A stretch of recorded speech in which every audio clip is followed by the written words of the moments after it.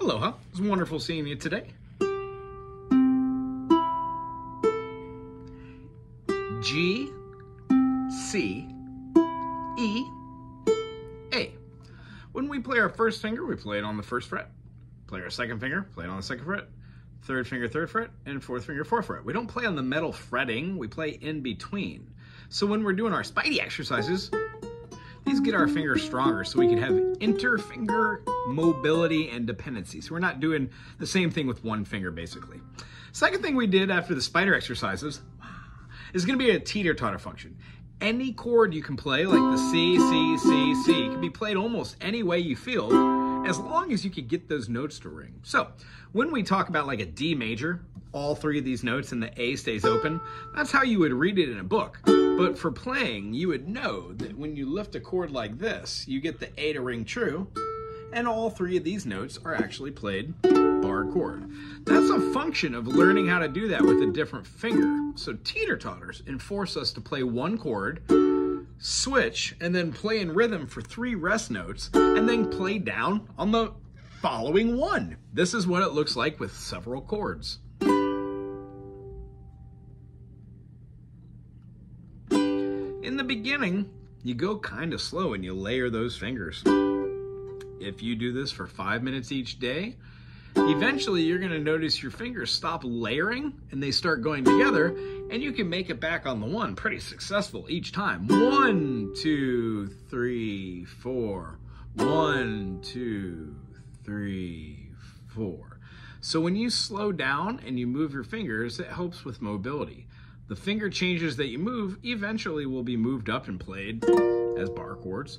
But if you always stay below the 5th fret, which most ukulele players do, there are a multitude of ways to see, like the F major. It's also the F major. You can move that to the 5th and bar up. F major. We can keep going. These are called inversions. Now, as I said, you don't need to know what the names of the notes are, but it helps eventually. Some of the concepts that we've covered are, there are 7 notes in a scale, meaning the chord of C major and the chord of A minor share a key signature. Also, they share just this kind of commonality that they're both being able to be played on the ukulele with one finger. Doesn't matter what that finger is, as long as you could get that note to come out, that'd be great. And then our F major is made by taking the C major, putting down an A note, right? And then putting down a first finger on the E string to play an F. Now, all of this means nothing if we don't know what all these strings are. So every single one of my videos, there are thousands of them, they will all say something like this. My friend, here's how we play an F major. In an F major, we have F, G, A, B flat, C, and D, E.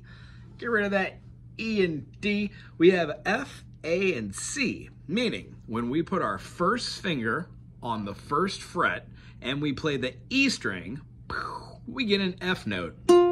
It's one of our only 2 naturally occurring half steps, E to F and B to C. For E to F, we leave our finger there. Take the 2nd finger and play the string closest to your nose, the A. It's going to be on the G string at the 2nd fret with your middle finger, your 2nd finger. When you play this, you get an F major. F major and D minor share a key signature. They both have 1 flat, B flat. D minor, F major. C major, A minor. C, D, E, F, G, A. That's the 6th note in a 7-note scale. They're relative major minor. F, G, A, B, C, D, F, and D. If you can see these as being close chords, all of these would make sense. G major, when we add a note, becomes an E minor. Ta-da! So, I know this might be a little confusing at first. I'm glad that we got through today, that you understood what the frets were, what fingers should play these, and then how to name these open strings, and then go from there. You don't need to know all the names of the notes, but I say them anyways in the videos. So I would suggest at this point, when you have some downtime, check out some of the videos I'm going to send you. They're an explanation on how to play the chords and then how to play the song. If I talk too fast, go up here in the corner and hit the gear and just slow it down a little bit. Learn the chords, and then when you're ready, jump it back up to normal speed. Anyway, it was wonderful meeting you. I'm looking forward to seeing you in the future, and buzz me if you ever have questions about the ukulele. Aloha.